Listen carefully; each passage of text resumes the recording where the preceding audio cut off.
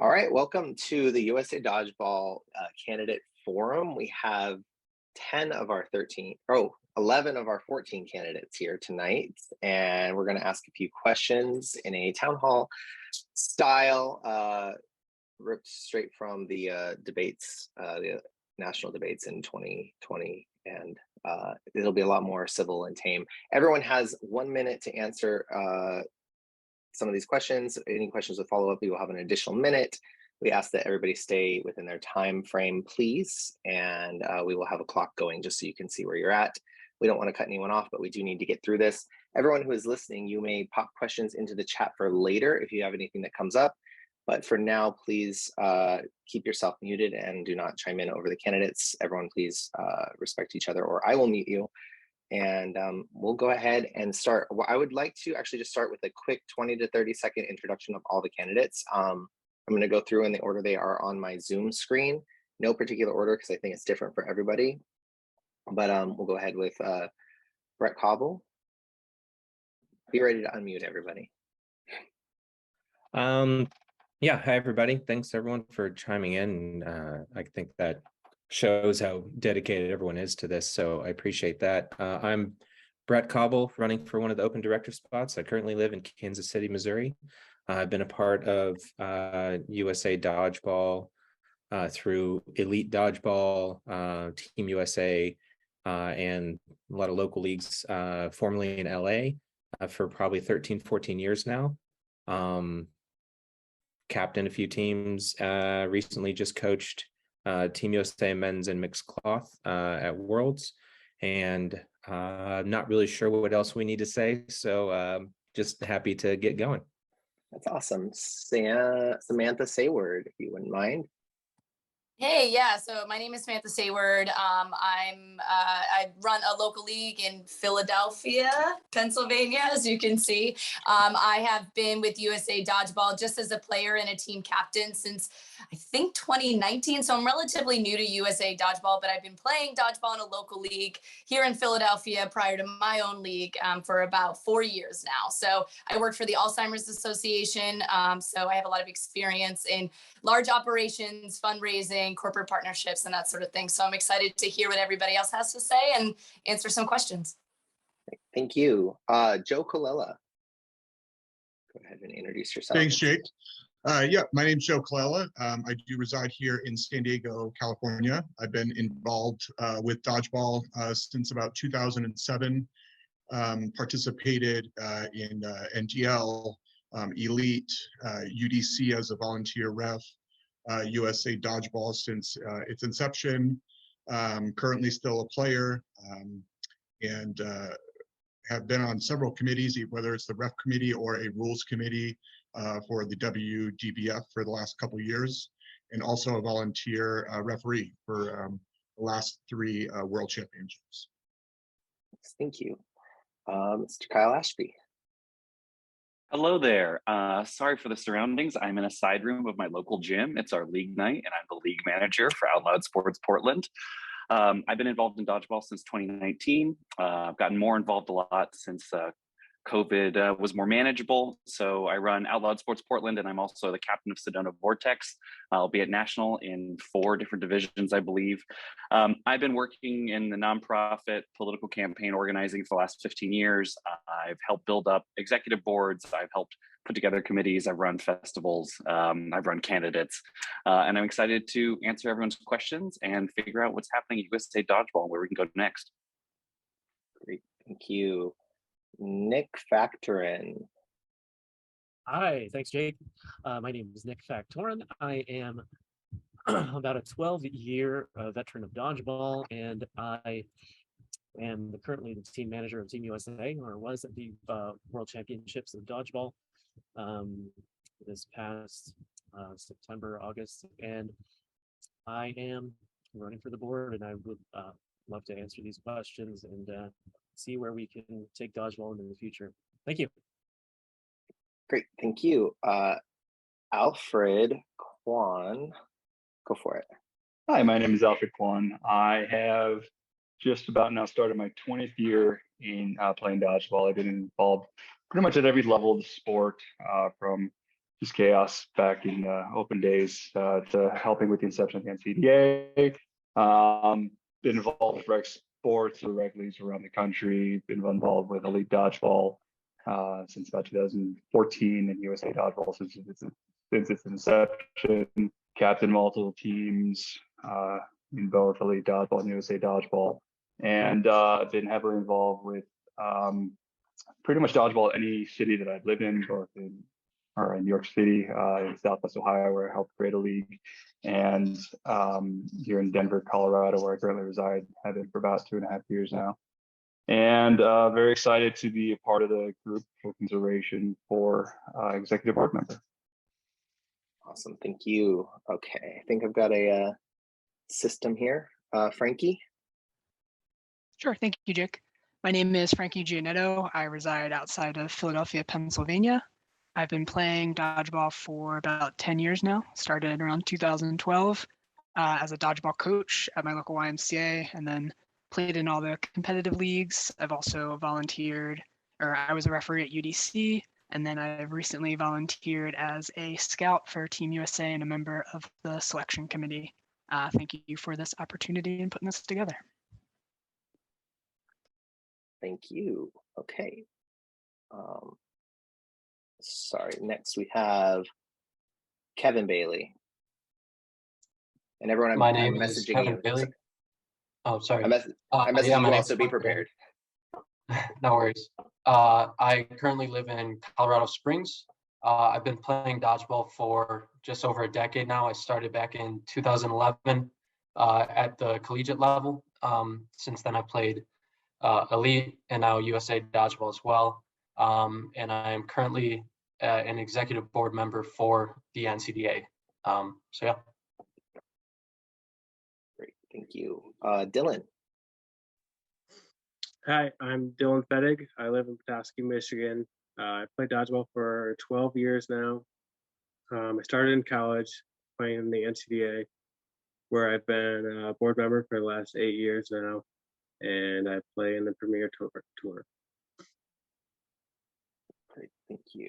Sean. Hello, everyone. Sean McMahon here. I live in Middletown, Connecticut, and I'm the owner of Nutmeg Dodgeball, which is a rec league that's been running here in Connecticut for a year now. I've been playing for about 8 years now, and this year was an assistant director for the Premier Tour in the East region. Happy to be here. Great to hear what everyone has to say. Thank you. Tim Wells. Because I'm reading myself. So I'm Tim Wells. I started playing dodgeball in 2013. It was my first national tournament in 2014 in Rochester, New York. I ran the East for Elite Dodgeball for its entire duration. And I moved to New York City last year, and I started my own league here to kind of build up the community here. So again, thanks for having me. Thank you. All right. I think that is everybody, correct? All 11 of you. All right. We're going to go right into it. I'm trying to see if we have any kind of metric on how to call on people, but I will let Felix take it from here with our first question. Sure. And we'll obviously repeat. Go ahead. Awesome. I did want to bring up one thing just before we began. There have been a lot of questions about the voting. Obviously, we started voting last week for executive board positions, and we're hosting this now. The polls do close on October 12th at 11:59 p.m. Eastern time. Everybody has the opportunity to submit as many votes as they'd like. The way we set up the voting system is it only counts your most recent vote. So if you originally voted for someone because you know them and you trust them, but you listen in to this or to Steve Damon's podcast and find something that another candidate that really aligns with your goals, feel free to submit another ballot. That most recent vote will take precedent over your former vote. All right, so now that we got that out of the way, I'm going to go ahead and start asking these questions as they came in. So first thing that I wanted to go over is, what do you think the relationship between USAD and our member organization should be, and what are you going to do to make that happen? So we're just going to go down the line. I'm going to pick people at random to answer this question. Joe, we'll go ahead and start with you. And again, the question is, what do you think the relationship between USAD and our member orgs should be? And what are you going to do to make that happen? Sure. So what I truly believe, or my vision for the next 4 years of service when it comes to our relationship with other member organizations and the membership as a whole, is to really just be an asset for these member organizations, to provide an ease of access into the dodgeball community, whether it's you're a startup organization or you're a well-established organization. We want to be able to provide a service to you to make whether it's events or it's consultations or consulting. We want to make that as fluid and easy as possible for those member organizations to have access to. A great way to really just kind of feed into through that would be through our USA Dodgeball website, where I'd like to really just make it a one-stop shop for anyone to either inquire if they don't feel comfortable with a phone conversation or a text, but really just an asset to the organizations, whether it be for insurance purposes or how to run a tournament, or what does a good schedule look like. That's what we would be able to provide. All right, thank you very much. Alfred, same question to you, and then Frankie, you're on deck. So the purpose of a sports national governing body is help the sport grow, increase national recognition, and be a country's representative at the international level. With this in mind, as with any other sport that has a governing body, member organizations are essentially putting their faith into USA Dodgeball to be the best representative for the sport at the national level. From there, the idea is then going to be to bolster recognition about the sport of dodgeball nationally, essentially putting it into the cumulative zeitgeist. From there, ideally, individual members, organizations will benefit not necessarily with tangible items such as getting X amount of balls per year, but with continued growth in numbers, i.e., increasing growth by participation of people who may not have otherwise participated before ever finding out about dodgeball. From there, helping grow and facilitate smaller organizations with protocols on how they can grow, as well as letting them get some advertisement through USA Dodgeball. Great, thank you. Frankie, you are up. Kevin, you're on deck. Thank you. So I think it should be a two-way relationship. I think USAD can help leagues kind of have like a base of knowledge to start up new leagues. We can have things for them like a one-pager with how to advertise, how to recruit, how to secure insurance, sponsors, venues. We can also provide some rules that work more at a social level versus competitive. And then of course, USAD can help these leagues grow through advertising. We could do that during any sort of streaming or if we host events locally.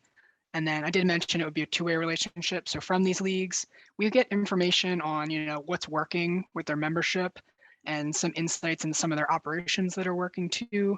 Things I said, like what rules might work at both like a social or competitive level. And then once we get that info, we can analyze it and start trending attendance, things like that. And then lastly, we can use those local member orgs to maybe help us like secure venues if we're looking in their area. Great, thank you. Kevin, you'll be answering this question, and I'll read the question again just because it's been a second. What do you think the relationship between USAD and our member organizations should be, and what are you going to do to make that happen? Kevin, you're up. Kyle, you're on deck. Thanks. Yeah, I would say in one word, it would be supportive.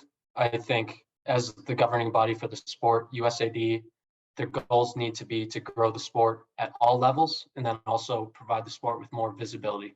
So I think first off, USA Dodgeball needs to be able to promote and support leagues at all levels, whether it's the top levels or all the way down to rec leagues. And I think I liked what someone else said about the one-stop shop. And I really think that that's the most important thing, is being able to, provide documents, forms, resources for whether it's recruitment, sponsorships, all of that for anyone that's looking to start a league, whether it's a rec league or a youth league, whatever it happens to be. I think, USA Dodgeball needs to be that trusted resource that supports wherever needed.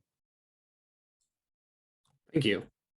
Kyle, you are up now, and then Samantha, you're on deck.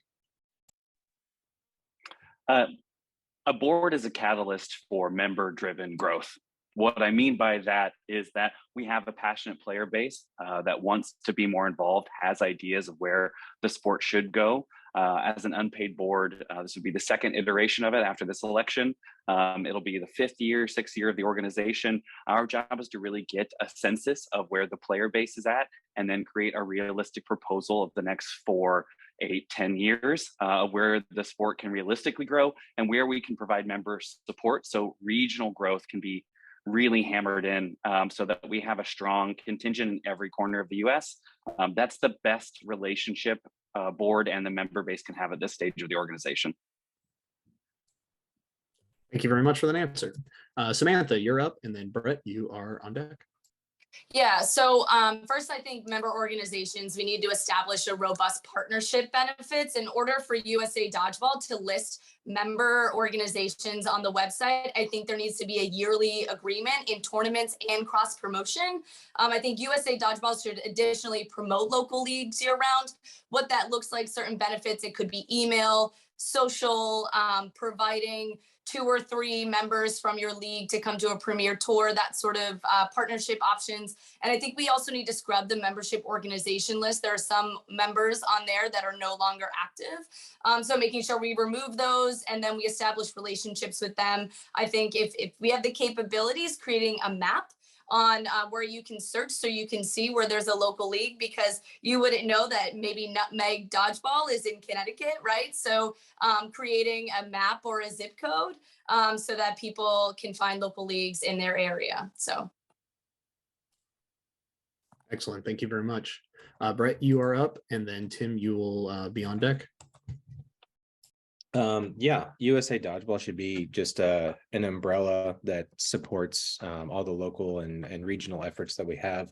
I think USA Dodgeball, for the most part, is that leader organization. It's going to also shape the message and the image of dodgeball throughout the country that filters down to the local organizations at that point, to really hammer through national and larger initiatives that we might have. But the actual lifeblood of dodgeball in America is from our local leagues. So the support just of the different resources that a lot of the other guys have talked about so far, but just having like a full-on playbook too. Hey, you want to start a local league? Fantastic. Here's a binder that we can send you that gives you everything you need. From sponsorships to some of the other things that people have talked about as well, insurance, whatnot, securing venues. 1, 0. Okay, gonna finish the thought, and that's just mostly to make sure that that we have a consistent message all the way through from the top to bottom. All right, thank you. I'm going to read the question in case anybody else has joined the call. But the question we're asking everyone is, what do you think the relationship between USA Dodgeball and the member organization should be? And what are you going to do to make that happen? Tim Wells, you are up. And then Sean, you're on deck. Wonderful, thank you. So a lot of these topics have already been touched on about having a place or a liaison who, when someone is interested, they know who to contact. There needs to be a point person specifically, aside from just going to a page, say, hey, I'm interested in starting a league. Can you walk me through what you've done, what this process has been like? What is an LLC? What is, filing all these things and getting meetup pages and securing a venue? We should be able to assist and support. That growth is going to be huge. So going forward, we need to make sure that people know where to go. On top of that, I think that NCDA specifically, as a unique organization that has outreach in colleges all over the country, I think that president should have a non-voting membership on the board, just so that there is a more distinct partnership, since a lot of people do come from NCDA and end up playing in Premier, starting their own leagues, moving to other regions and promoting the sport. I think that should happen just to make sure that we're able to foster that growth more. So there we go. Excellent. Thank you very much. Sean, you are up, and Dylan, you're on deck. So I feel like give me 1 second, read everything exactly. I feel like the relationship should be a two-way partnership where both are working very well together. I feel like what we can do to improve this would be create a base where all owners are talking to everyone else and all participants are really able to talk, so that rather than just working on starting them up, which also was very important, we need to keep these leagues going. Like Sam said before, the website has a lot of leagues that don't exist. So if we connect owners with owners, we can help market with each other and build through each other so that we can keep the leagues going well. So a connection with both sides working together is what needs to be big. All right, excellent. Thank you very much. Dylan, you're up, and then Nick will finish us out for this question. Yeah, as everyone else is saying, I think the relationship should be a two-way, mutually beneficial to everyone involved. Currently, USA Dodgeball is recognized as the overarching dodgeball organization in the USA, but at least from our standpoint at NCDA, we haven't really resulted in any benefit from that relationship. Our members, we had 635 members last year, and they were all considered members of USA Dodgeball, but they weren't registered since they didn't pay the membership fee. So they don't get a vote in this election or really any other benefits from USA Dodgeball. So I would propose a tiered membership system where new members or college students would get a discount in order to lessen the financial barrier to entry, but give these players support from USA Dodgeball, as well as build a larger player base and contact list to recruit for future events for USA Dodgeball. All right, thank you very much. And then Nick, you will finish us out. Awesome. Yeah, so I'm echoing everything that everyone else is saying. It's about mutual service between USA Dodgeball and its member organizations. We need a place, one-stop shop where it's an ease of access for anyone that's inquiring about dodgeball. Because think about it, when you first started to hear about dodgeball, when you see it on ESPN, when you see it somewhere being played, where do you go? You look up dodgeball online. USA Dodgeball is up there on the search page, and then you click in and you want to find out where it is to play near you. It's kind of tough to do that. So a whole revamp of the member organization page would be needed, and the sharing of the information of member bases and all of that. And then having USA as a consultant, having USA Dodgeball as a consultant for helping start up your league is absolutely crucial for people that want to start, and then anyone that's already in the sport would have a nice place to go. Yeah, thanks. Excellent, thank you very much. Our next question, Jake, I believe, will be asking that one. Great, thank you, everybody. I'm just taking notes. And I will try to spotlight you as you go. We were trying to do timing and spotlights and all that stuff, so forgive us. All right, next question, and I have another random list. What is your specific plan to recruit more players into the Premier Tour? And there's a follow-up to that. How about, should we just ask at the same time? Yeah. So the follow-up to that question is, how do you plan to actively recruit and create a sustainable environment, safer and more welcoming to marginalized groups such as women, Black and Indigenous people of color, and the LGBTQ+ community? So once more, what is your specific plan to recruit more players into the Premier Tour? And the follow-up is, how do you plan to actively recruit and create a sustainable environment and safer, more welcoming, and a safer, more welcoming environment to marginalized groups such as women, Black and Indigenous people of color, and the LGBTQ+ community? I'm going to go ahead and start with Nick. Real quick. And that'll be followed by Dylan. Yes. Real quick, this is Brendan. This one does have a 2-minute time limit. Yes, so you have extra time for this. Thank you, Brendan. And we're going to put that in the chat as well, so you all can reference it. And again, go ahead, Nick. Oh, okay, thanks. So my specific plan to recruit more players into the Premier Tour, it goes hand in hand with that last question. So our relationship between the member organizations and USA Dodgeball, we should be marketing to those member organizations and their member bases, letting them know that we exist, and that these organizations are part of USA Dodgeball and that we have a Premier Tour. And so with that, hopefully we can find more players to feed into these tournaments. And then in order to get more players into these tournaments, I think we need to have less of these tournaments happening that are run by USA Dodgeball. We need to put these into the hands of our local member organizations and have them take the ball and run with it. And provide support as USA Dodgeball. So we can essentially let them do all the marketing and all of that to their members, and push it through forward to and get as many players as we can. And how do we make it more sustainable environment and safer? As someone who has helped out with Sin City Dodgeball for several years, we are seeing a lot of these tournaments pop up. I just looked up Stonewall, the Dodgeball Classic.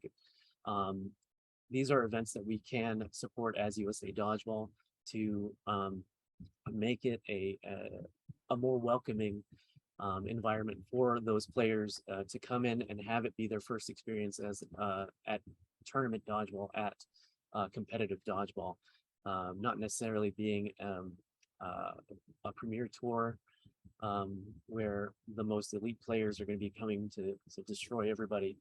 Maybe they can come into a more welcoming environment like a Sin City Dodgeball tournament or the Dodgeball Classic with Stonewall, something like that. But as USA Dodgeball, we can help support those tournaments and those situations. Great. Thank you so much. All right. We've got Dylan followed by Sean. So there's currently a large financial barrier to entry for our Premier Tour, especially for the younger crowd of players. Paying $105 for a tournament is often just too much to ask for new people who are not sure if they really even like the sport yet. This cost is mostly because we have to book such large gyms to accommodate everyone in the event. We also have several well-established teams that historically dominate their respective regions, which is a put-off for new people who are maybe not as competitive yet. I feel that adding in additional tournaments that only allow newer or low finishing teams in smaller, cheaper gyms would encourage new teams to form and try out the competitive scene of dodgeball. I'd also like to see the Premier Tour switch to a season-long running point system where you get points according to your finish in each tournament. This would have an effect on your standings for the national tournament. This style encourages teams to attend all tournaments and allows for an easier method of determining who gets to go to the additional tournaments suggested earlier. The last method of recruiting new players I want to implement is to have a more compelling reward for the champion of the tournament. When I started playing in Elite in 2012, I was a college student, and without the allure of the cash prize, there was no way I was going to travel out of state for an outside organization tournament. Cash prize or a sponsorship prize that gives out product would go a long way in encouraging new talented teams to join the Premier Tour. As far as the marginalized groups, the main topic of discussion for me is to make sure they're comfortable in the organization. In the NCDA, I was part of the decision-making process of creating a new board position that's specifically allocated to a woman to guarantee that there's always a female figurehead on the board. This move has gone a long way to building our female player base, and as of 2 days ago, officially resulted in the creation of the new league exclusively for women. When people feel safe and included, they're more likely to stay and play. All right, thank you. Sorry, there's Sean followed by Tim. Yeah, so largely which was touched upon in the last point, I feel like a lot of the reason why it's harder to get people in is the cost. Because, you know, for me in Connecticut, I don't live close to a major airport. It's very expensive for me to travel all around these tournaments. So to reduce the cost would be part of the easiest way to get people in if we created a new time player discount so that it's less of a hassle for them to make that expense to try out a sport that they're unsure of yet. And also to get the new players to want to bring people in rather than just thinking it's not good competition and we could just beat up on the new people, create some incentive for them where they can get a discounted rate for bringing in new players also. To keep these players in, we need, you know, like I just said, there's a very large gap between the top level and the bottom level. And I feel like a lot of the top level players aren't doing enough to make those new players feel comfortable. So if we bring in maybe say like an award, like I believe it was called Caps in Elite, where it was just the team that was the most helpful to everyone around them, and have the prize for that something that people would actually want to work towards, as in free registration or something like that, then the gap between the people at the top and the people at the bottom would feel like it would be reduced because it was more of an open environment. And for the marginalized people, I will say I am a cis white male, so I feel personally it is inappropriate for me to say this will solve every problem, but I feel like we should have more frequent feedback on how these groups are feeling and what more can be done in their eyes, because it's not something I personally experience. So hearing from them what we can do better is very important. Amazing. Thank you so much. Let's see. I have Tim followed by Brett. Wonderful. Thank you. So I think that in regards to how we will grow and get more players into the Premier Tour, I think that first and foremost, we need to have a tier system. I don't think that there's any way going forward to grow responsibly, to get new players, having continuing, advanced players go to a tournament, sweep everyone. Like, we've all seen it happen. It happens a lot. I think that what we should do is partner with our member organizations, and we should be running local tournaments specific to that community to get more people exposed to what travel tournament style structure looks like, and then show them that, hey, if you like this, you should try the Premier Tour. This is where the real magic happens, where advanced players get better, and this is how we grow the sport. So we really do need to be working with our member organizations to make sure that they're growing their player base. They, we're able to work with them to have a place for them to get better. In regards to marginalized groups, again, to Sean's point, there's only so much that I can say as an ally. What I would say is that I do work very closely with Big Apple here. I think that in order for us to have a welcoming environment, we need to make sure that our current community is welcoming.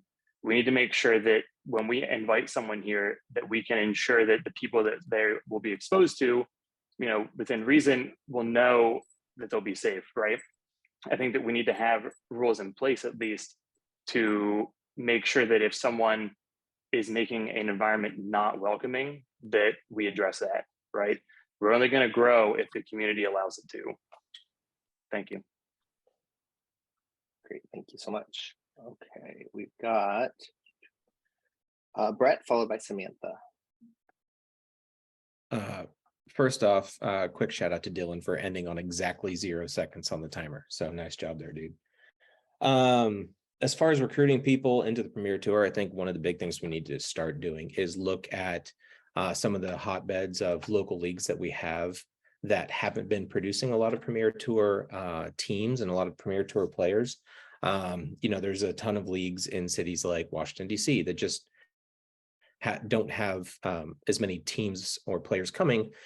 So let's figure out what the barrier is there for members not making that leap, whether it be financial or worried about the competition or worried about whatever toxicity they may have heard of in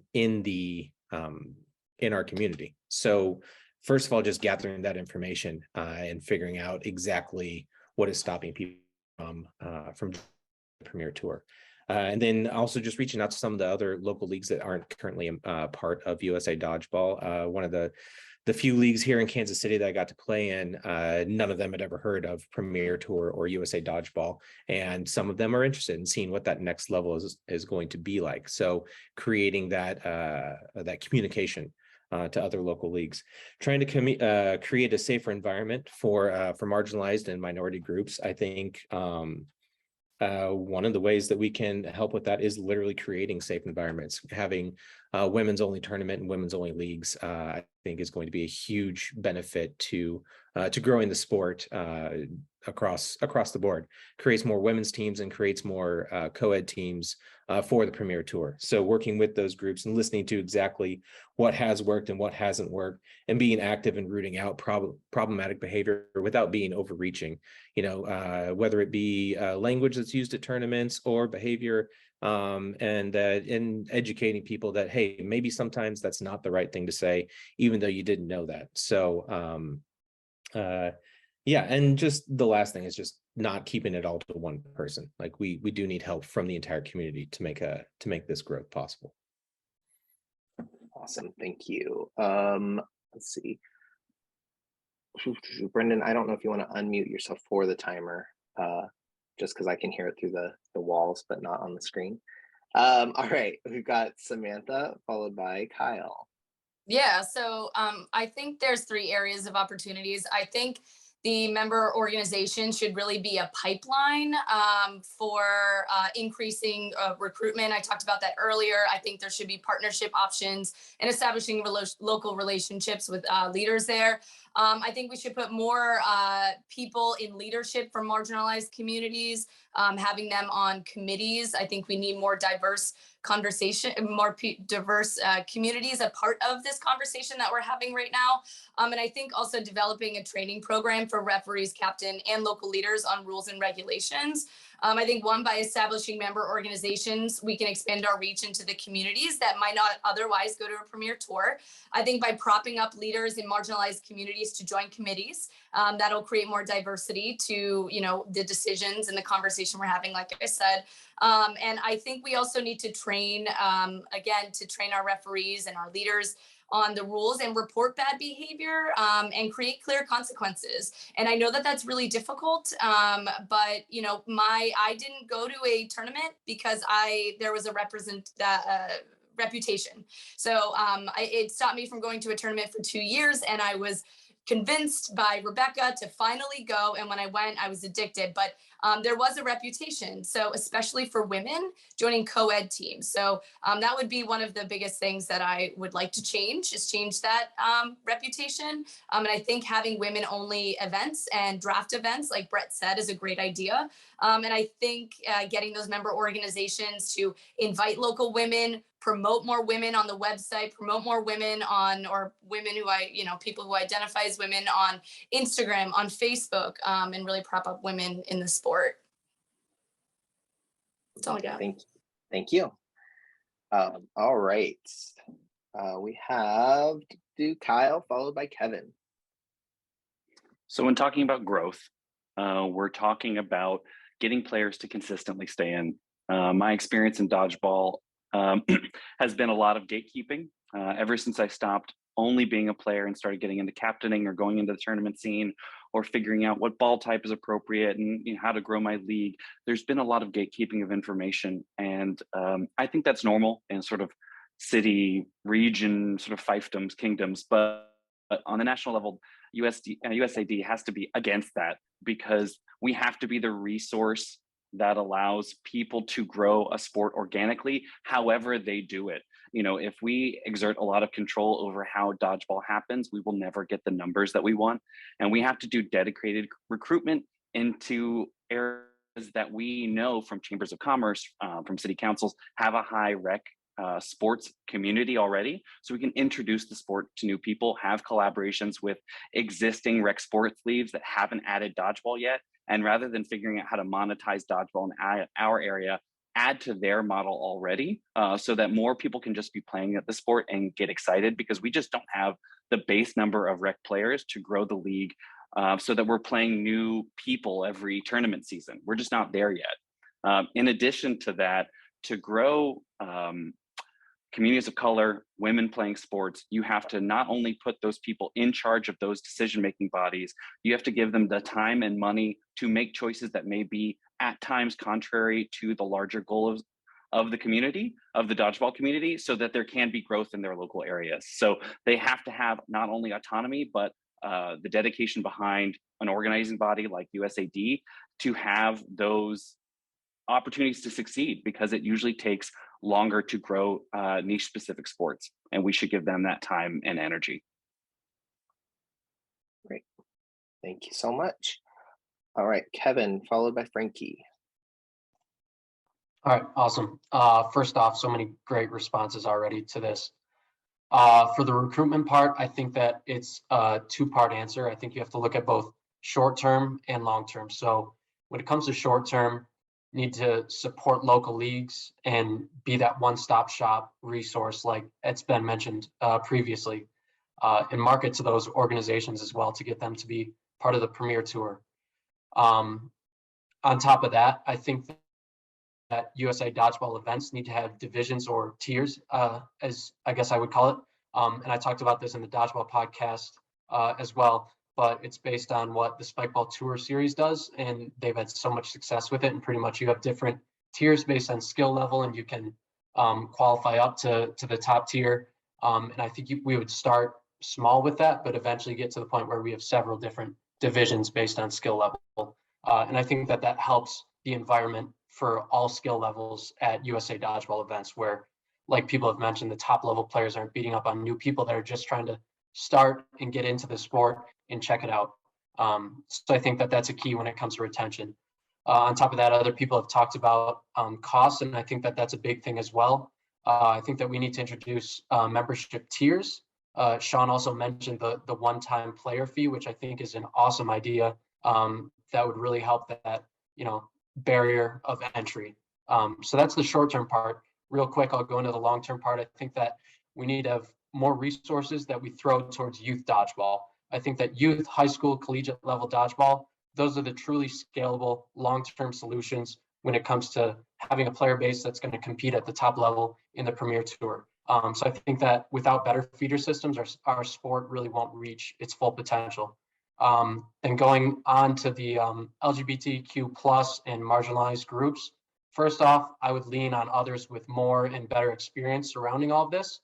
But I think that the biggest thing is to be able to limit toxic behavior and have accountability on that front. So I think that we need to be proactive on that front and set a code of conduct, have a system in place to deal with any of those issues. And then on top of that, just like we just did with Kevin, NCDA, we gotta unfortunately I guess I was stop you. just going to say women's league is another huge thing that we need to do more of. Great, thank you. Sorry. And right, we've got Frankie followed by Alfred. Sure, thank you. So yeah, a lot of great ideas already brought up, so I'll try not to repeat too many of them. We definitely need to do is just kind of like see where we are right now and re-examine what we're doing for recruiting and what is our current model and do we like that? So is 3 regional events and 1 national tournament really the best way to do this? Sounds like a lot of us are already kind of leaning towards probably not. And I personally feel if we have fewer tournaments, we can devote more resources and time towards those and really have a better product for everyone. That'll make it easier to do things like have divisions for more experienced players and newer players, and then also offer some, event focused or sorry, more marginalized group event focused things like women's drafts or more support for like LGBT community tournaments like we've done before. Something that has been mentioned we definitely need to start doing more is surveying players. I don't know if annually is the right answer, semi-annually, etc. But we should be surveying players at both social rec league levels and our most competitive levels, get feedback from them, review it, analyze it. We can also get feedback from valuable groups such as marginalized communities, make sure we're doing enough from them. Like, I don't know what you need me to do, so I need to go and learn that. And then also valuable groups like players who are new and just joined, what made you join? And if you come back, why'd you come back? Or groups that have never come, why have you not joined the Premier Series yet? And how do we get you there? So yeah, I think, the newest idea here I contribute to this discussion that hasn't been really brought up yet is feedback, and definitely driving that and utilizing that to improve the Premier Tour and just our organization as a whole. Thank you. Awesome, thank you. Okay, we've got Alfred followed by Joe. Great. So yeah, unfortunate bit of repetition here, but I do want to avoid watering down the product essentially by having too many tournaments. Each tournament should be something to get excited for. Additionally, we need to get the information to players early, dates, locations out there in advance so people can prepare, get time off, etc. Those were sort of the major rate limiting steps in regards to tournament attendance this past year. As far as LGBTQ plus community, underrepresented communities, for me, it's not essentially creating, a new wheel. It's really going based off of a lot of these leagues that are already doing very well successfully with Stonewall, Out Loud Sports here in Denver. We have Summit Sports as well. They have great communities that are very much interested in playing. They love playing. Any opportunity they have to play, they come out and play. But again, there is that next level jump to the Premier level, which is certainly a huge barrier. I like the idea of creating almost a new division around the country where we reach out to these established rec leagues, those USA Dodgeball members who are established in here in Denver, in other sports, and creating, even small localized regions where sort of a level up from just their local leagues, they can start participating in these sort of one-off tournaments around the country where they can then start to get a taste of more traveling for players or tournaments, more getting into the competitive scene without having to jump all the way up to the Premier Series. It's a great way to help these groups by being inclusive, essentially creating tournaments for sort of lower level players, or at least players newer who want to get excited for the hype of tournaments, but not get overwhelmed or worry about playing against teams that are just going to overwhelm them. Long term, we do need to focus on growth, especially on the youth side. I've found great success working with local rec centers, YMCA, et cetera, to help take groups that are already established and help member growth from there. That's my time, I think it sounds like. Yeah, it's your time. Thank you. Sorry about that. And Joe, you are next. Thank you, Jake. I'm just going to read the question really quick. The first part was, what is your specific plan to recruit more players into the Premier Tour? And what I feel is kind of a two-pronged approach. I think we need to establish something in the youth community, maybe partnering with YMCAs and some of the more dominant cities to try to implement a very simple program that they could use for after school, or even just at your local city gyms and rec centers, and try to work with those directors there from the city standpoint to create an after school program at the gymnasium where we do provide the dodgeballs for it, and we provide the support leading up to that. And then, more for the Premier Tour directly for the immediate effect, I would really try to partner with, some of the larger adult recreation leagues out there, such as Volo. I think that's the current name of one of the larger ones. And I've played in a bunch of those leagues, and they do have dodgeball. They just don't play dodgeball like we do. So maybe working with them to implement, a similar style with paralleled with our rule sets, so that we can use that to also feed into the Premier Tour to bring fresh members into USA Dodgeball. And then as far as the marginalized groups, I think it should just needs to be organic. Like every time someone signs up for a tournament, we sign off on the bylaws that say that we do have to we should respect and include everyone into the community. And I think, a wise person once told me, 90% of life is just showing up. And so whether it go to a WeHo tournament or maybe just a league, and just show up as a representative of USA Dodgeball to show that you do support them and create some of those relationships, so that when you do see them at the Premier Tour, you can really have that connection. And I think that would create a safer environment. And then for women dodgeball, spoiler alert, the Classic Invitationals are going to be coming back in 2023. And I've always been helped Kelly Salamone with that in the women's tournaments. So thank you. Sorry, I was trying to cut you off, but you were luckily muted. I was luckily muted for you. So you got an extra second. Everybody send your hate emails to me now. Thank you, everybody, for that. I'm going to go ahead and pass off to Brendan. Felix will do the time. And I appreciate all of that. Go ahead, Brendan. All right, so we're going into question number 3. This question will have a 1-minute time limit. Let's see. How do you plan to build a sustainable support structure, including directors and committees? We're going to start with Samantha. Kevin, you'll be on deck. And again, that question is, how do you plan to build a sustainable support structure, including directors and committees? In the past, there's been lots of people saying they want to help or that we need help, but not as many volunteers. How would you approach that? Yeah, great question. So I think first understanding the pool of people that we have right now, and completely scrubbing that list, and as leaders reaching out to all of them and saying, What are your expectations? Do you want to be involved with this organization? And also creating really clear commitments. I do this often in my role at the Alzheimer's Association. You need a leader of the committees that will hold all the people on the committee accountable. These meetings need to be often, there needs to be clear purpose and actionables, and they need to be regular. And if a committee member isn't meeting expectations, I think, as leaders, we would discuss and say, thank you so much for your time. But we need people who are going to follow through and people who are going to take action. And we don't have time to mess around with people who don't follow through. So I would establish that as clear directives. And then really having committees that are focused on logistics for the tour experience, corporate partnerships, and building relationships with member organizations would be my biggest areas of focus. Awesome, thank you. All right, next up we have Kevin with Sean on deck. All right, cool. Jake, I promise you won't have to cut me off this time.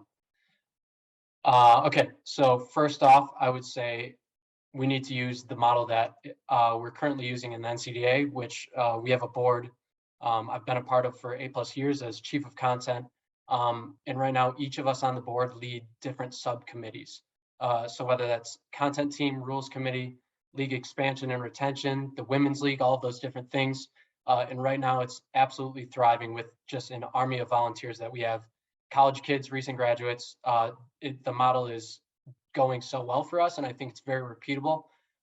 So pretty much I think bottom line, we need to empower the community, have more people that are on board with different subcommittees. But I think on top of all of that, step one is to determine a strategic plan based on the e-board discussions and then a membership survey, and base our objectives and our subcommittees on what that strategic plan is. Awesome, thank you. All right, so next up we have Sean with Tim on deck. So like was muted.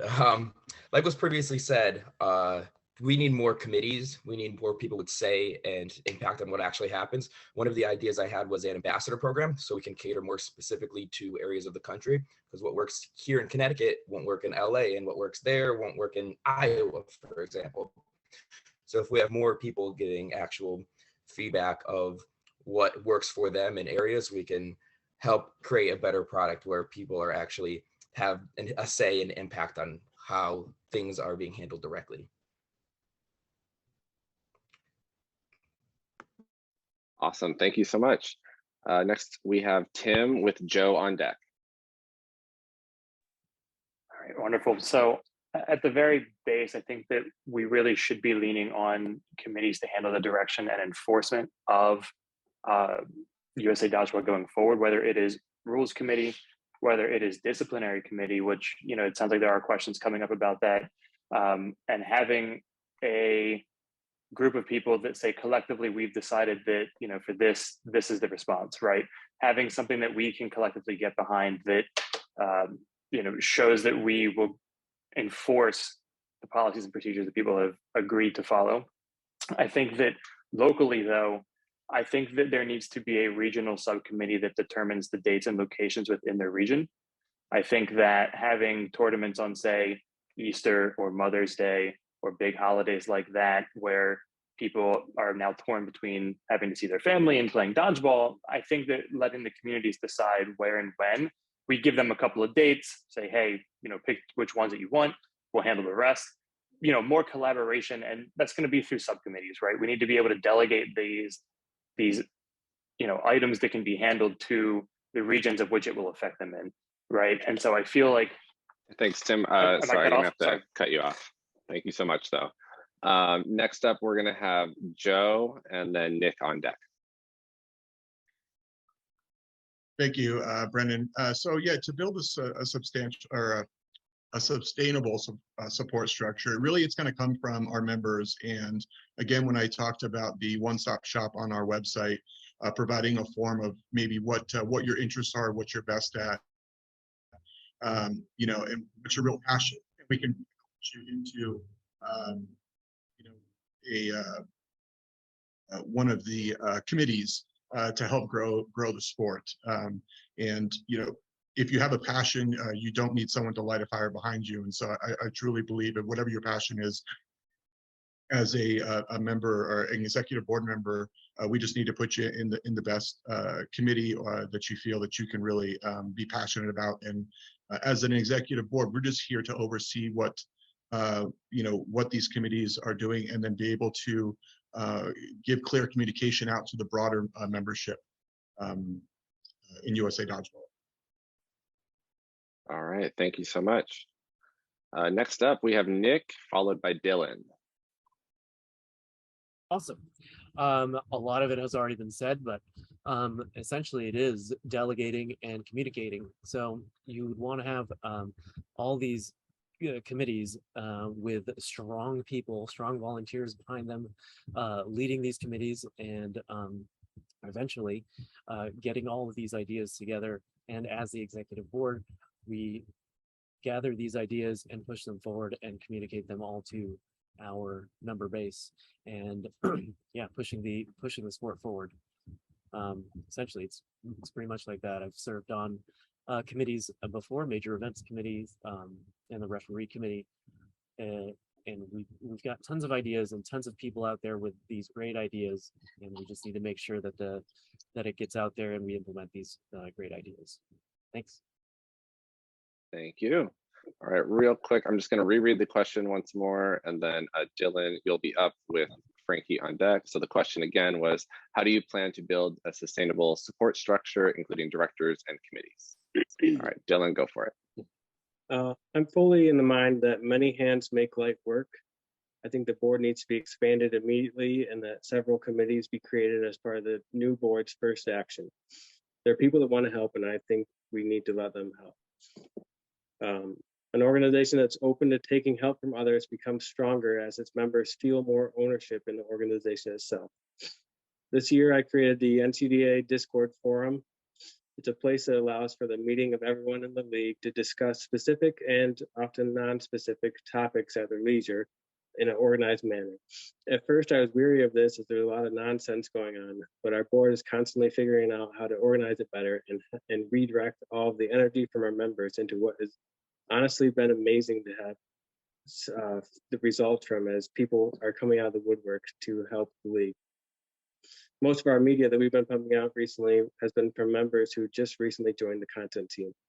The coolest part is we're seeing new people step up to help with things almost every single day, and I attribute it to us being so open to new people's help, as well as being super visible as to who's contributing. People see their friends helping the league. Hey, Dylan, I'm going to have to cut you off. Thank you for your response. Frankie, you're going to be up next with Kyle on deck. Great, thank you. So something I think we need to do for these committees is make sure that they have clear direction and that it aligns with the board's goals. Once they have their goals, and make sure that these, everything the committee is doing is task oriented. We need to trust them to get it done. You delegate, and then you make sure that they get the job done, but you don't need to be involved in everything. And if they're not, like someone said earlier, you replace them. I think another thing we need to make sure we're always focusing on is not having people wearing too many hats. I think recently there was a lot of overlap both on the board and on the subcommittees of people doing multiple things, and that really doesn't let them focus on getting the jobs done that we need them to get done. And then just like something that's really cool right now, there's so much passion with like helping and growing the organization. I mean, we have 15 of us here right now that are ready to help. Let's make sure when people are reaching out and they're ready to help, we bring them in, and then again, we get them where they need to be so that they can do the job we need them to do. Thank you. Awesome, thank you so much. All right, we have Kyle up next with Alfred, and after that will be Brett. So Kyle, take it away. Yeah, I'm going to go a different route and say I don't want to get committees off the ground right away. I think that is just going to end up being that Spider-Man meme where people are pointing at each other, not sure who to blame when things don't go as planned. I think we need to instead focus on paid staff for USA Dodgeball. We need a visionary executive leader that can execute the board's vision and create those relationships to have longevity in the organization. A board turns over every 4 years. Right now, they're in a growth phase. The next phase should be fundraising. So for right now, I think committees should be part of a strategic plan that's created in the future, not ones we start immediately once the new board is elected. All right, thank you so much. Alfred, you're up next. So for me, we need to start by identifying what the support that we need. You know, at the moment, Kyle just mentioned it, fundraising is probably the number one thing we need to be hitting on. From there, things like media, content producers, tournament streaming, tournament directors, youth development, and continued growth at every level from there on. From there, working with our members across the USA Dodgeball community are important. You know, we have a community of people who are obsessed with the sport.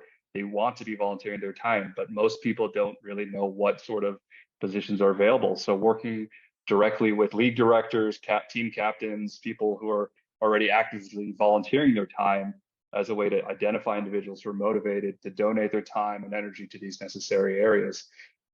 Finding out who's available and then pinpointing a clear-cut idea of what we need and then filling those roles from there is certainly a great direction for us to take right off the bat. Awesome, thank you so much. Brett, you can finish us out. It's great going last because, you know, everyone has already said so many good things. I think the first thing we need to really do is recognize that we're a volunteer organization and that everyone is donating their time and their energy and their efforts into doing this. And at times, I think committee members and board members have probably been too accessible. And one thing that we probably haven't done well is given our current and future members enough support to deal with people who are too vocal in trying to get their own personal agendas solved, as opposed to doing what's best for the organization as a whole. So I think empowering and supporting whatever board members that we have, that we can lean on each other, as well as any community, or excuse me, any committees that we do create. I think the key, though, is probably going to be leaning on local and regional leadership to try and to really, you know, promote growth and really promote kind of the USA Dodgeball message throughout the community. All right, thank you so much. That's everyone for this question. Let's see. I'm going to hand it over to Jake. I'm going to go ahead and jump in here. We definitely timing is an issue. I'd like to keep going.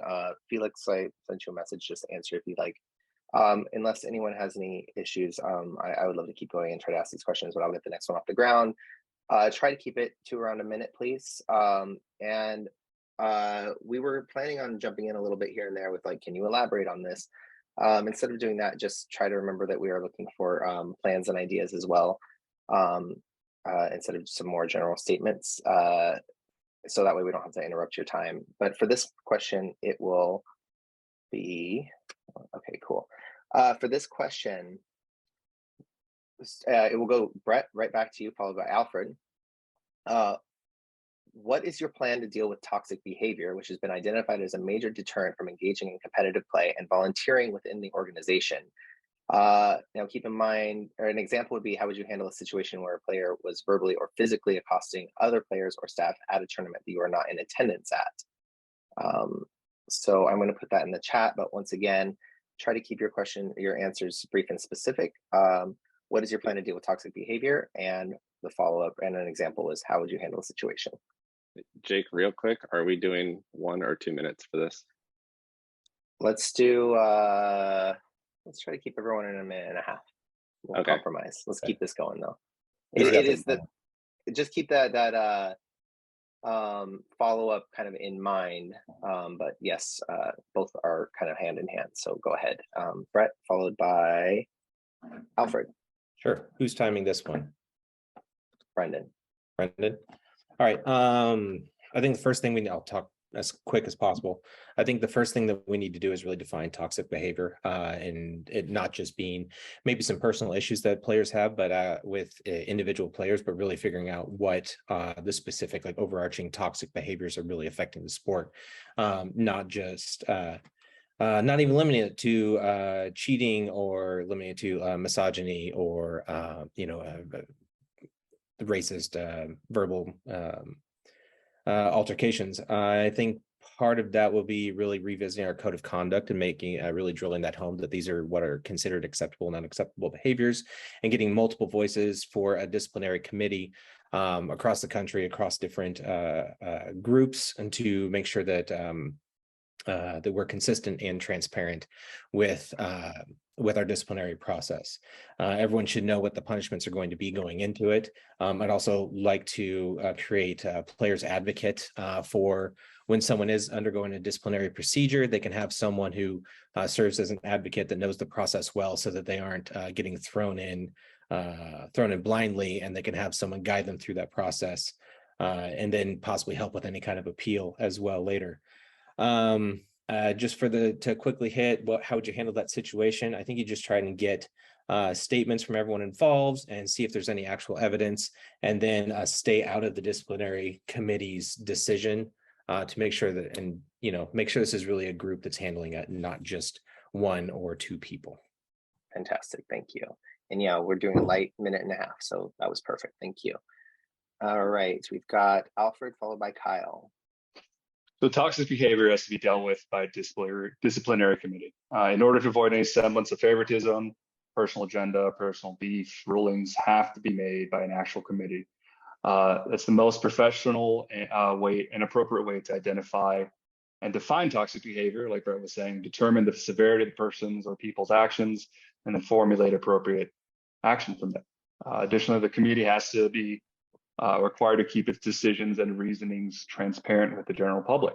A lack of transparency hurts really everyone involved, as well as allows people on the outside to begin filling in holes with their own ideas or thoughts. As far as handling specific situations at tournaments need to have tournament directors. We have to have them be the person who takes point as far as same things Brett was saying, collecting evidence, making sure that we know what sides of the stories there are, make sure that there is as much, or that we've gathered as much evidence or information as possible, then transfer that onto the disciplinary committee and move on from there. All right, thank you. Okay, we've got Kyle followed by Frankie. And I might change the format of this in a second, just a heads up, but we're gonna go for this for now. All right, toxic behavior. For the most part, the root of it is caring about what you're doing on the court, caring about what happens to the sport. That has to be channeled into a place where refs are controlling the courts, tournament directors are controlling larger player behaviors. There's documentation, and then that documentation is followed up and adjudicated on transparently and with input. Any sort of disciplinary committee has to be made up of sort of retired players, people from other sports leagues, sort of different sports who are high up in the organization. We really need people being impartial. If we just pull from our player base or membership, there will not be impartiality. We have to do things in the best interest of the sport growing and making sure that players know they have to abide by their code of conduct, regardless of how good they are, regardless of the teams they build. And right now that accountability isn't there. So it's on us to create that trust that they have in us to make decisions fairly.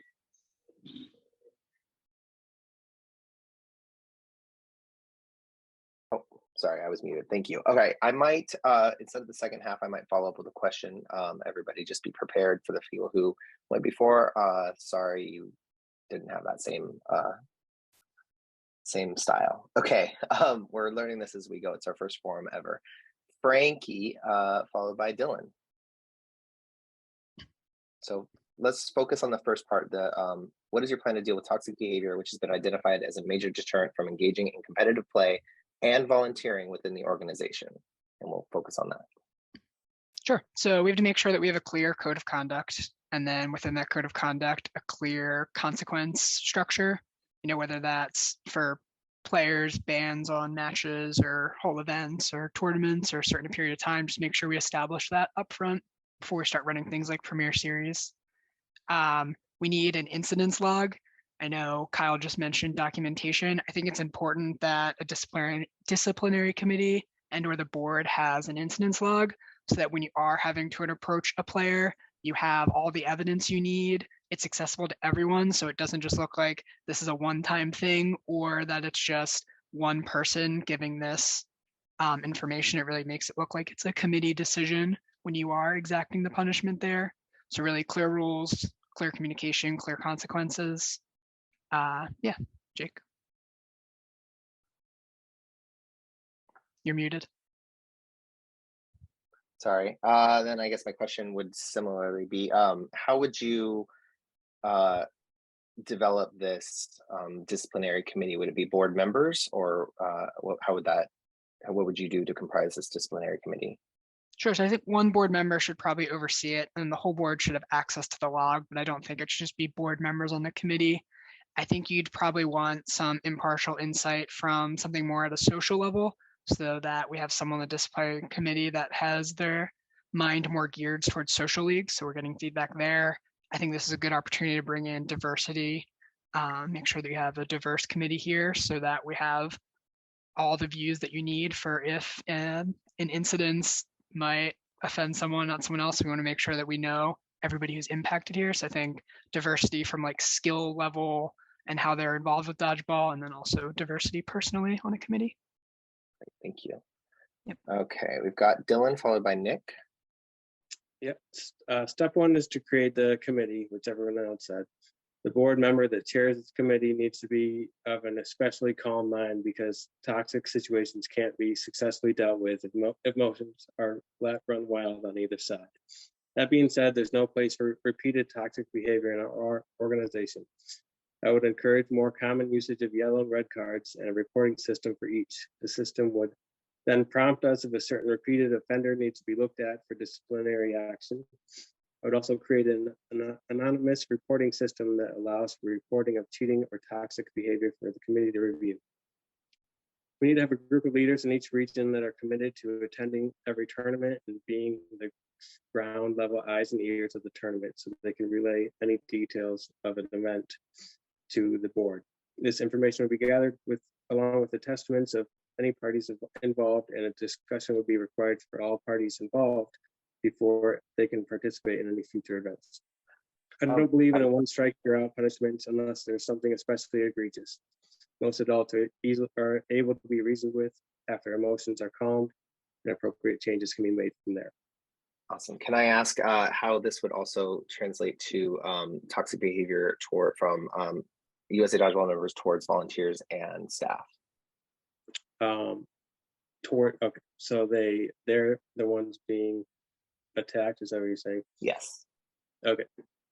Yeah, it'd be the same process that you stick to. You have you have a conversation with all the parties involved, especially the person that's being the offender, and sit them down with the board in a style like this, where emotions are calmed as days after, and you just talk through the situation and say what is acceptable behavior is and what it isn't. And if they agree, then they can keep playing. If not, then they're done. Thank you so much. All right, Nick, followed by Joe. All right. My plan to deal with any of this toxic behavior is to, it's been said before, go over our code of conduct, ensure that all players that are agreeing to this code of conduct follow this code, and they need to be held accountable. And it's not just going to be the offending player; it's going to be everyone involved, their team captain, the referees on the court, and all of that, anyone involved in the situation. And it is up to the tournament director to document everything and write these incident reports and make sure that it's clear and handed over to the disciplinary committee. Yeah. Awesome. How would you handle transferring that? Would that be strictly tournaments, or how do you handle harassment via email and online or social media? Yeah, so these situations need to be dealt with like as a whole with that person, and all of this like backlog of emails or anything that kind of behavior happens.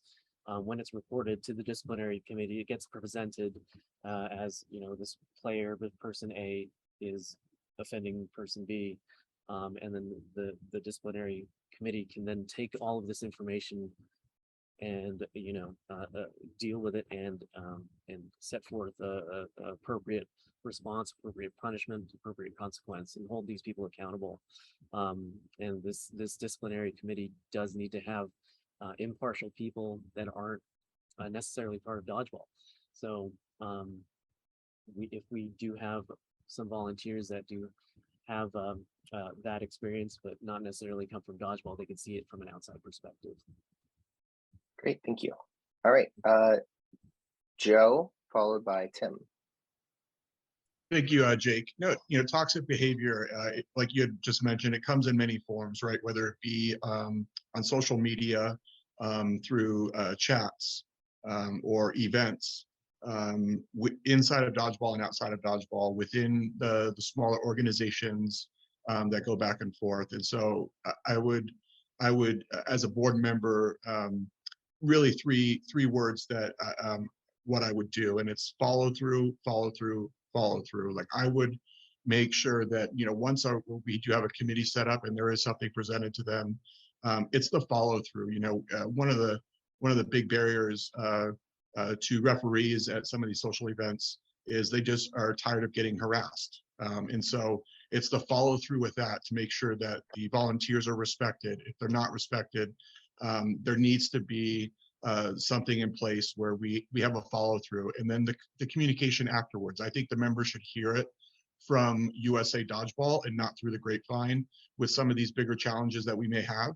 And so again, the one-stop shop on our website, whether it's a monthly newsletter providing some of those stories or situations, so that everyone in the community can understand.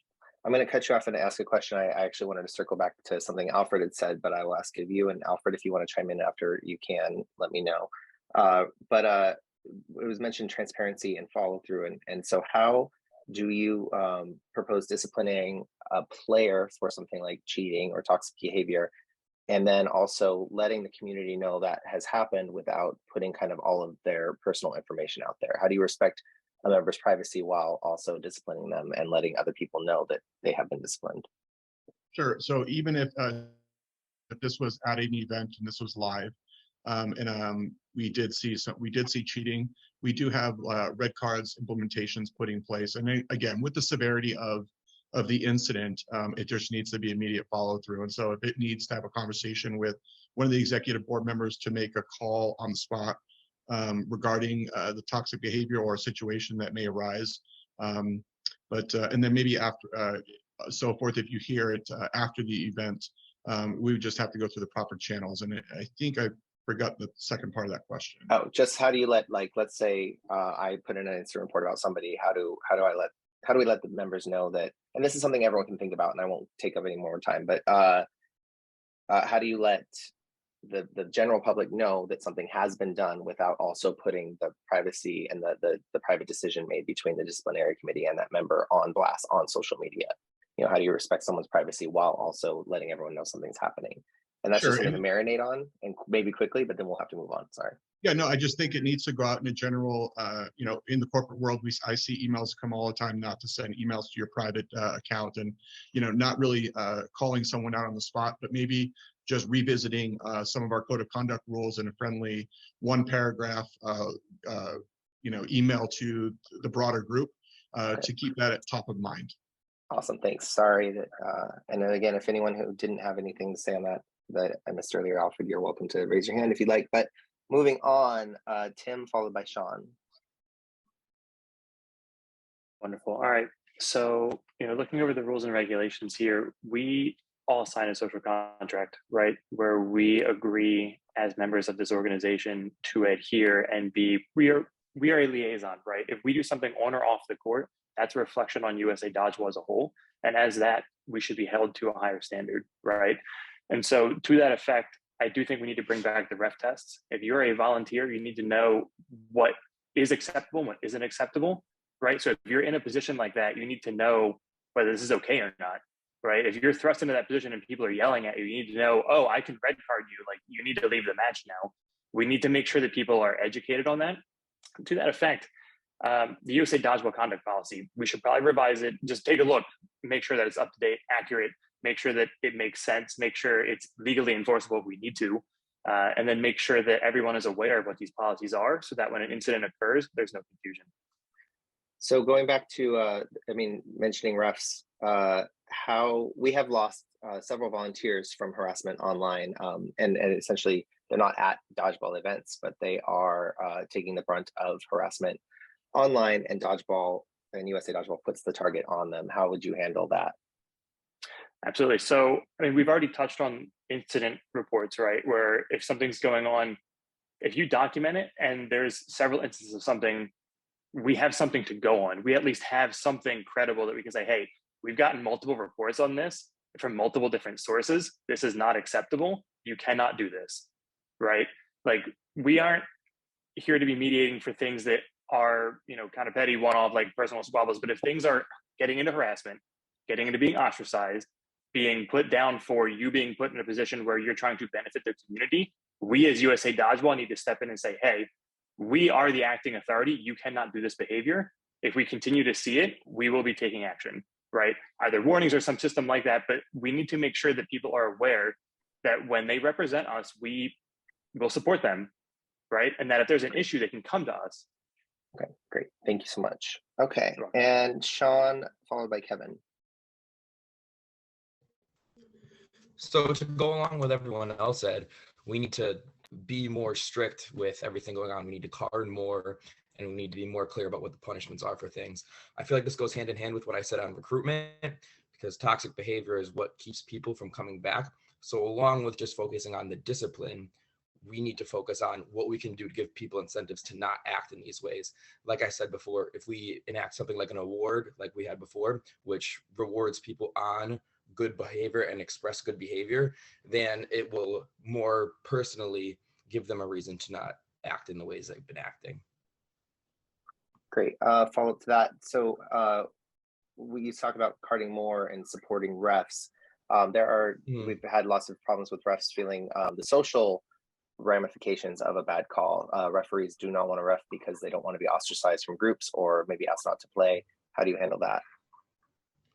I'm sorry, would you be able to repeat that? I cut out a little bit on me. Referees, how would you better support the refs from the social ramifications, things not necessarily under your control, to empower refs to give red cards, but also people don't want to ref because they get flack from it later from teams, or they don't get asked onto teams, or go ahead. So I believe in the rule book there is a rule that states about harassment towards refs, whether it be a card or anything like that. We should be able to enact this rule outside of just in the game individually. If you're harassing the refs outside or within the game, it still falls under that cardable offense of a harassment, and it should be able to carry over, whether it's on social media or if it's after the game or anything like that. Great, thank you. All right, I'm going to quickly stop and go back to Kyle real quick for a quick comment, since he didn't get one earlier. Go for it. Unmute.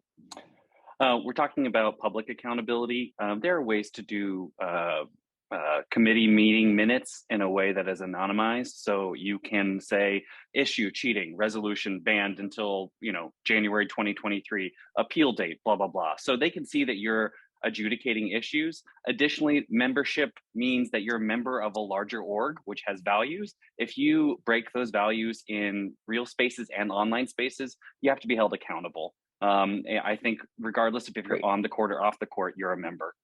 Amazing, thank you. And Brett, did you want, or your hand went up and down? You're good? Okay, thank you. Thanks. All right, okay, then we're gonna go back to our, who just went, Sean? Kevin, followed by Samantha.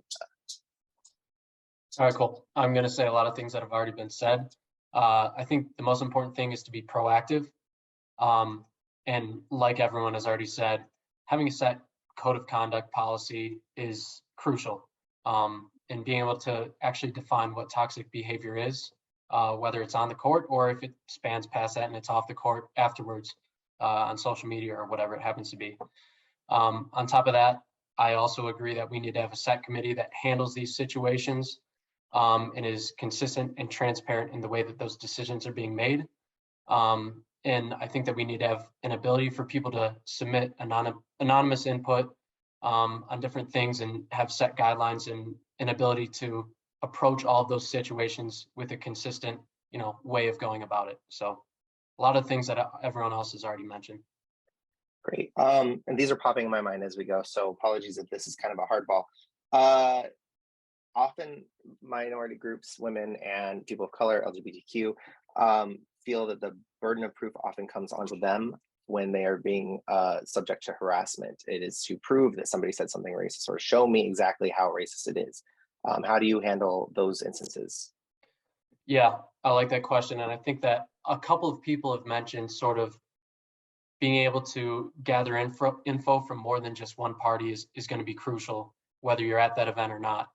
So I think that's part of it, and having these things documented.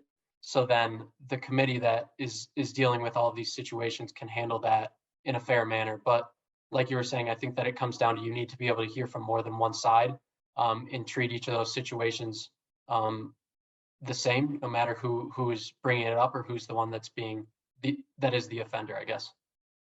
Thank you. All right, and Samantha. Yeah, thanks. So I think it starts with training. I think we need to train our referees to feel confident to pass it up the chain and report a player with bad behavior, regardless of how long they've been playing dodgeball or who they are. I think we need clear consequences for actions. Other people already talked about that. We don't need players in tournaments purposely making headshots, taunting, or screaming. So I think documentation is key to this. And I love the yellow card program, but I think that empowering our referees to actually use that more consistently and let the leadership know at a tournament. I personally have zero tolerance for verbal or physical abuse. It's on us to create the best event day experience possible, and that means keeping everybody safe. If we create a fun and welcoming environment, people will come back, especially people like, me, who I'm a woman, and I, would love to be a part of being in co-ed leagues, but I haven't had the best experience in co-ed leagues because of toxic behavior. So I think if we can weed out some of those people, I think it'll be a better experience for all of us. And then, I think having a committee together to potentially suspend a player is definitely something that the committee should consider. Now, to kind of go on what you were saying and something I talked to Kevin, now you've probably experienced, aggressive behavior towards, let's use this as an example, towards women in a co-ed environment. As a board member or director, when it's something less tangible, it's less like they didn't know when specifically cheated or yelled, and when it's something kind of in that gray area, how as a leader would you handle a situation like that at a tournament? Like I would be physically at the tournament handling it? Yeah, let's say for your example, yeah. Yeah, so if the player is not a team captain, I would pull aside their team captain, and this is what we do in our leagues too. If someone is exhibiting really toxic behavior or is overly aggressive, just saying, hey, listen, this has been brought up. You need to reel your player in because this is unacceptable to us. And if that continues, then I would pass that on to the committee and then let them make a decision. But I think that the committee should then report to us as the board members and say, we made this decision because of X, Y, and Z. And then we ultimately get the say as board members on that player's status. I think also when it comes to racism, sexism, misogyny, I think we should temporarily suspend that player until we make a decision as a committee and not allow them to play because that's really serious. So that's what my decision would be. I hate to cut you on that. But yes, I do got to cut you out. All right, we are running way over time, but we knew this would happen. I also really enjoyed being able to throw some new questions at you guys. So we have one question online, and I'm looking at the other question. Why don't we give you guys each a minute? Felix, if you want to chime in here. Felix, you're muted if you're trying to talk to us. I was. Would you like me to ask the question that we received online from our listeners? Basically, I want to know, should we stick with the one in our forum or should we switch it out with that question? I think we should switch it out with this new one. I think it is more important in my opinion. Great. Felix, go for it. And sure. Everybody, thank you for your time. All right, so this question came from Andrew Ketchum. He says, considering our player base is getting older, what are your plans to ensure we are building up youth programs across the country? Jake, you look like you're about to say something. Can we start with Joe? He might have to go because we're running out of time. Sure. Yes. Joe, go for it. 1 minute timer just for everyone's awareness. Thank you, Felix. I think I touched on it briefly in an earlier question, but it's a two-prong approach. As far as the youth goes, I'd really like to tap into some of the more established cities and dodgeball communities where they do have local YMCAs to set up simple programs and donate some of our foam balls or cloth balls to some of these YMCAs and set up a program for them to play. And then also the second part would be, again, the adult social leagues, where they do have a dodgeball available. I think Volo is one of the larger ones, as I mentioned before, and it's from West Coast to East Coast. And I've played dodgeball there. They don't play the same style. So I would like to set up, another program with them and work and partner with them to align with our rule sets, such as number of balls, the type of ball that they're playing. And I think that will help, again, recruit players to USA Dodgeball on the Premier Tour for the future health of USA Dodgeball. All right, excellent. Thank you. I'm going to read the question again, just to give Frankie a chance to get ready, because Frankie, you will be up next, followed by Samantha. The question again is, considering our player base is getting older, what are your plans to ensure we are building up youth programs across the country? Sure. And so when I'm going to answer this, I'm going to focus on like youth. I'm thinking like kids. So back when I was coaching at the YMCA, I had a class for 3rd through 6th graders, and then a class that was more middle school age, like 7th through 9th. And something that was really important there was focusing on the parts of the sport that weren't just like aggressive violence. Like the parents would always come and watch. So making sure that they know that dodgeball is all about teamwork and having fun and camaraderie. Something else that really helped my league grow, we ran it for about 3.5 years. We had another league about 20 minutes away. So I think whenever we have leagues that sprout up, we need to quickly make sure we have something else nearby so that you can host more like a tournament kind of event style tournament, because you want them to have fun and play in the class, but you also want them to be able to compete so that as they get older and then become adults playing in rec leagues and competitive, they already have that fire to like improve and be the best they can. Great, thank you very much. Sorry, my dogs are going crazy right now. Samantha, same question. Yeah, so I think, again, it starts with the member organizations and empowering them to reach out to their local, communities, whether it's youth communities and high schools. I mean, we're trying to do this in Philadelphia, getting some of the football players in high school to join us one of the days of the week and host clinics. So I think that can be a part of the relationship that this membership organization committee that I'd like to put together could do. Maybe that's a part of their recruitment status. I think, in Philadelphia specifically, and I know in a lot of our major cities, we have a lot of colleges that could recruit, Division I softball players, basketball players, baseball players, that sort of thing. So I think it really comes down to empowering member organizations to do that at the local level. Great, thank you. Kyle, I didn't give you a good heads up, but Kyle, you are up next, followed by Kevin. No, you're fine. I agree. I think youth recruitment has to happen regionally, locally. We are an unpaid board. We can't invest a ton of resources in creating events for youth. We have to take advantage of pre-existing things, autumn festivals, fundraisers for orgs that are important to those communities, and putting dodgeball specific events together. We have to expose families to the sport. Families have to be assured that this is a fun and safe sport that will encourage them, like teamwork, but also just having a lot of fun, trying something different. We have such a wide range of skills in dodgeball that can happen. I think it's important to see that anyone can play, because when we show videos of sort of advanced dodgeball, there can be a huge intimidation factor. So I'd really want to empower local orgs to get involved in whatever their communities are. Other large sporting events is the best way to approach this. All right, thank you very much. Kevin, you are up next, followed by Dylan. All right, great. Yeah, first off, I love this question because I think it's just so important to the future of the sport and our long-term potential. So I think, just like a couple other people have said, it needs to all happen regionally. I think that we need to partner with local rec leagues and have leaders be able to create those youth leagues. Kevin Wynn, he's the coach for Michigan State University. He actually mentioned to a group of us today that he's starting a youth league for middle school and high school in his area, and he's partnering with those schools. And I think that it comes down to that, partnerships with schools, or like Joe had mentioned, the YMCA, different things like that is going to be crucial.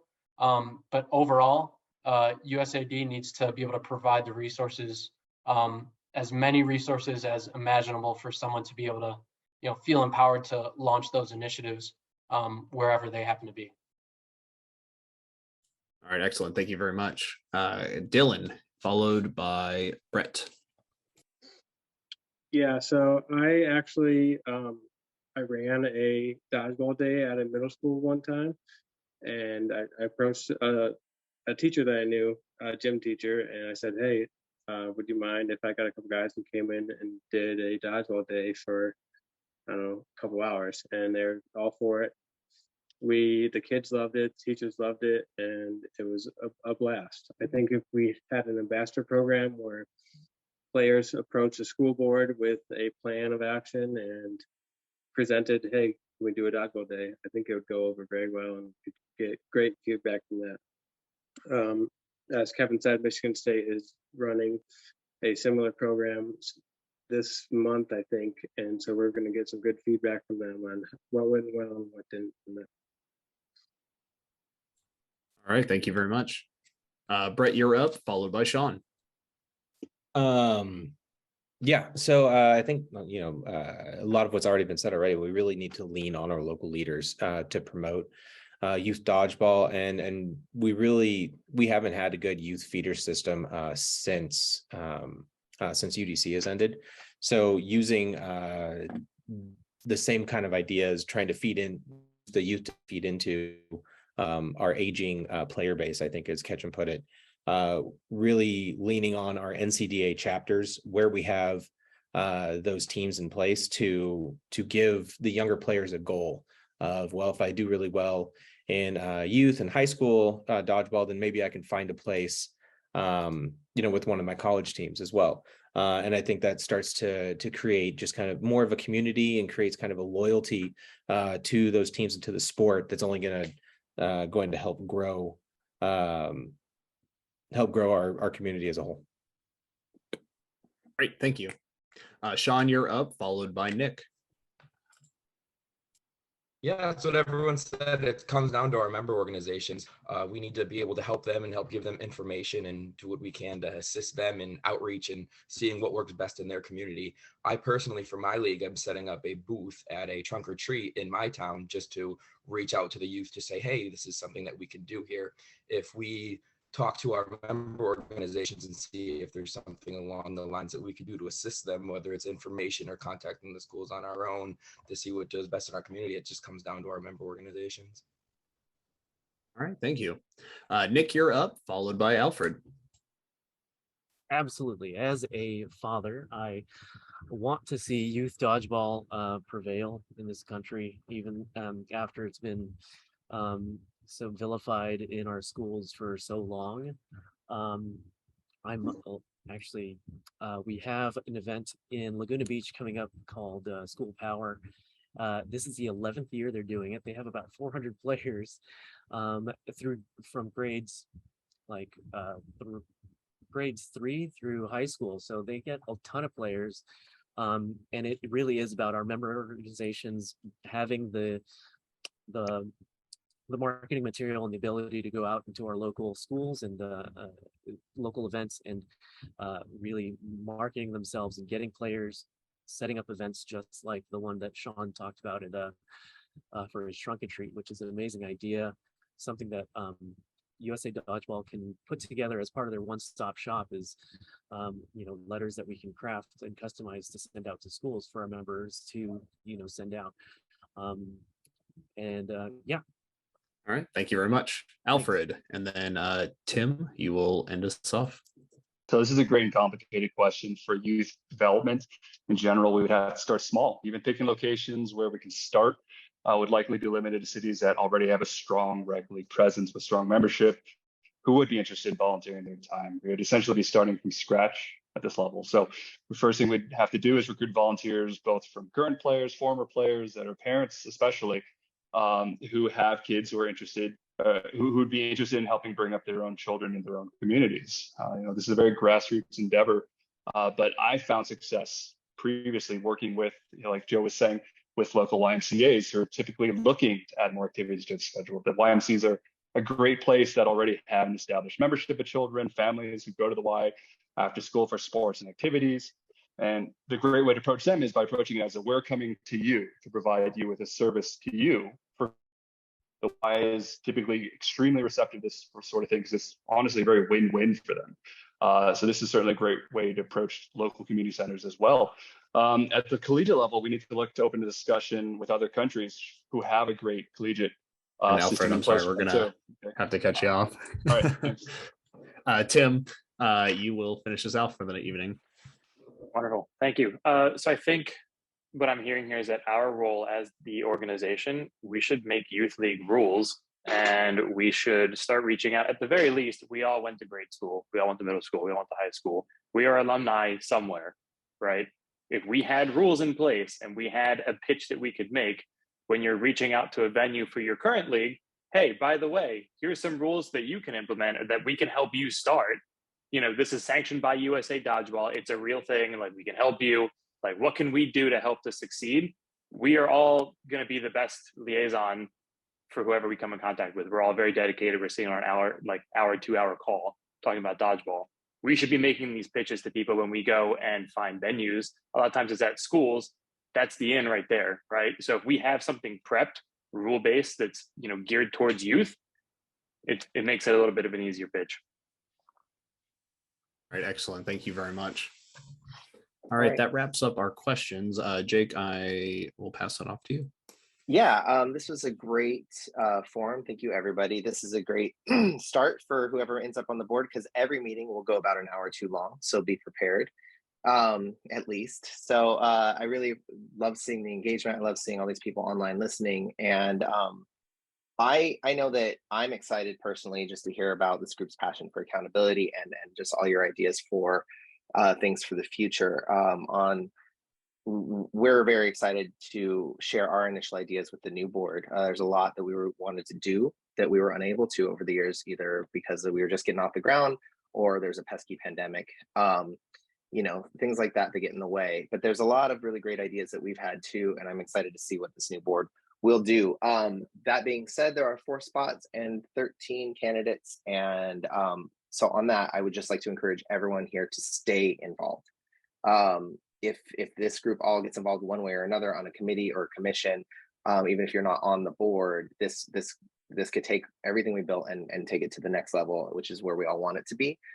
So please, no matter what happens, by next Wednesday at midnight Eastern Standard Time, we really need everyone here to stay involved and get more people involved. It'll change the course of the whole sport. And yeah, anything from Felix or Brendan before we go? I just wanted to reiterate, in case anybody is, joining us now that was not here at the beginning of the call, even though voting opened up last week, voting does close next Wednesday, the 12th at 11:59 p.m. Eastern time. You are able to vote as many times as you'd like. And what we do is we set a system in place where we only take your most recent vote. So if you voted last week for someone that you like, but you found, through this meeting or through listening to the podcast or discussions online with candidates that, someone else fits the agenda or the direction you hope that USA Dodgeball goes in the future, feel free to submit another vote. We will take those into consideration, and those will be the votes that ultimately matter. So again, please place your votes. You can change them up until the polls close on October 12th at 11:59 p.m. Eastern Standard Time. Great. All right. As for me, just want to echo what Jake's thing. I'm really excited to see lots of passionate people on this call. Very excited to see how this turns out, and definitely encourage you all to stay involved no matter what the results are.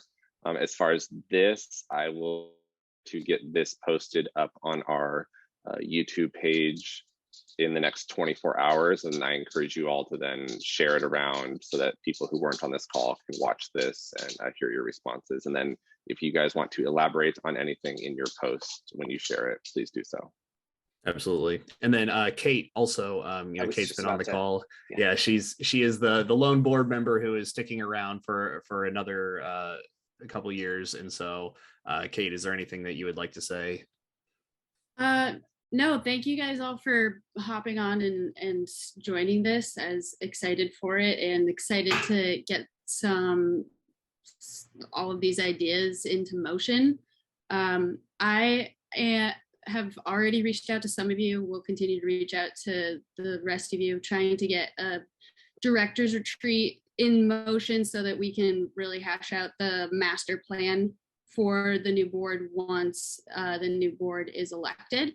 And so just if you see a message from a 781 number, that's me. All right. Well, thank you so much, everybody. Again, I do like seeing all this engagement.